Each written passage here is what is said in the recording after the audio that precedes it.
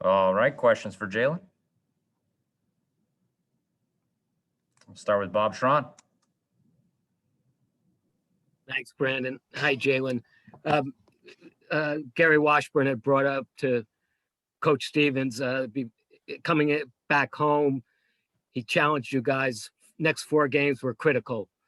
It was an appeal to your pride and character as well as execution. Can you talk about how you've played these last couple of games, please? Definitely play with, more intent to win, more, a little bit less complacency at times and putting together a little bit better 48-minute stretches. And that's what it's about. I think that we played some good basketball in spots, even the previous 3 games before, but we just didn't do it consistently enough over 48 minutes. So we're putting together better overall games than we have. Gary Washburn. Yeah, a couple for you, Jalen. One, how are you feeling? I know you got you missed the last game with the knee soreness. How's the knee? It looked like you got into it with Ibaka, ran into Ibaka toward the end. How are you feeling? And secondly, joining the 3-point contest, how exciting is that for you? Were you offered to do the dunk contest? What was your options during that whole thing? I'm all right. I don't want to think about, my knee or anything. It feels a lot better after a win, of course. What was the other question? It was like 4 questions, my bad. Let me go find him. The 3-point contest. What went into you entering the 3-point contest?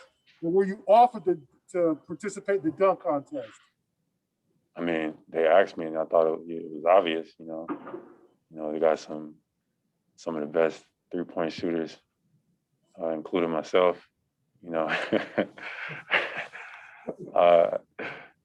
I mean, they asked me to participate, and I said, why not?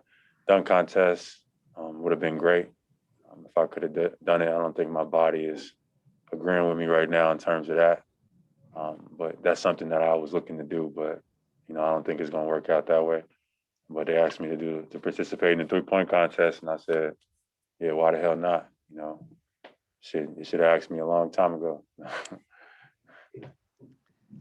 Jay King. Jalen, Brad just said that it's not talked about very much, but Robert Williams is really a competitor. How have you seen him kind of grow and making the dirty plays and evolve this year and kind of doing that stuff for you guys? Yeah, I mean, Rob's development since he's gotten here has been, pretty damn good. And he's really carved out a great role, not just on this team, but in this league. And as he's gotten more consistent minutes, you can see his play, continue to emerge. We still like to challenge him from game to game to continue to be locked in defensively and everything. But in terms of, where he was started at to where he's at now, the sky's the limit. He's going to continue to get better. And the more we put him on the floor, I think the better he's going to get. So we're looking forward to that. Mark D'Amico. Hey, Jalen, you talked at the start about how you guys have turned things around for these last 3 games and won them.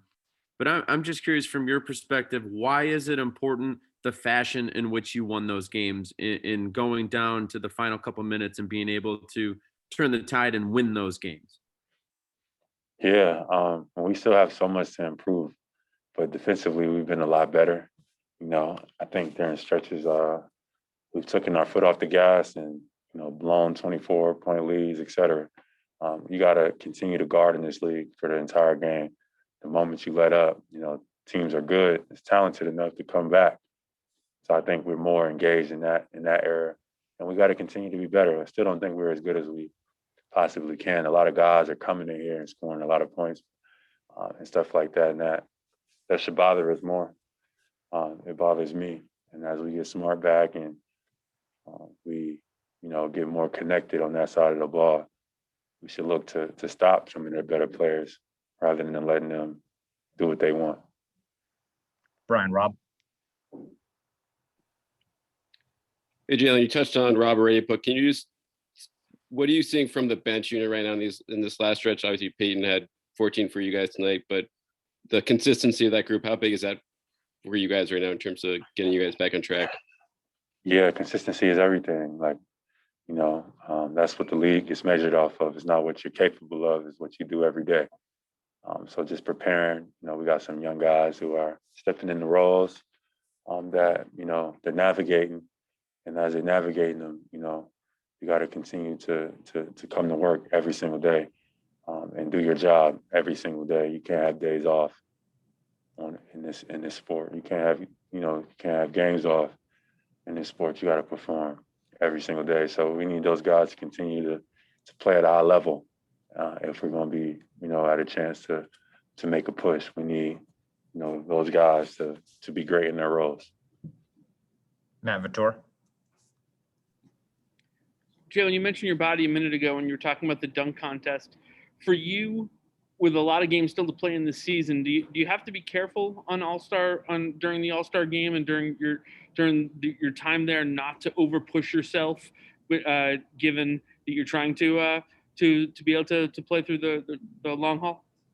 Absolutely. My most important focus is, making the push, making the run, and playing in the playoffs and deep into the playoffs.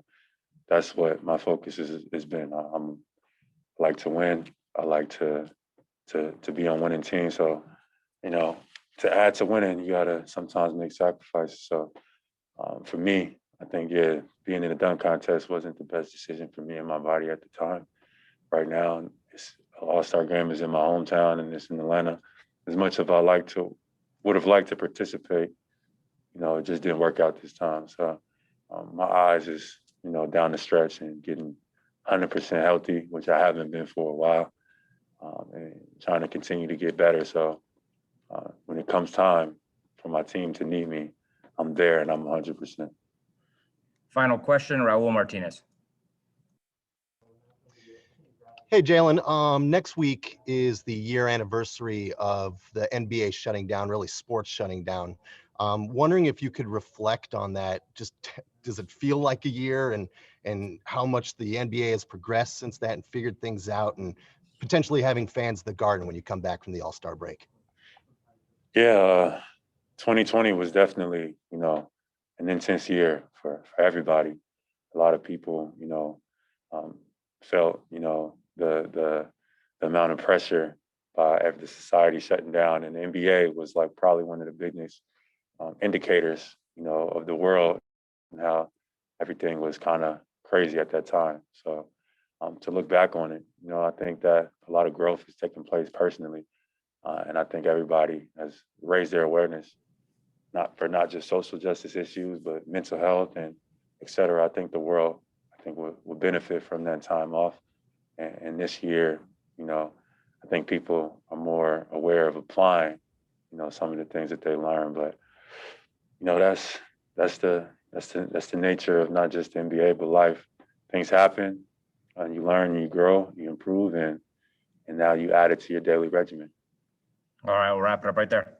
Thanks, Jalen. All right, Rob Williams is coming up right now.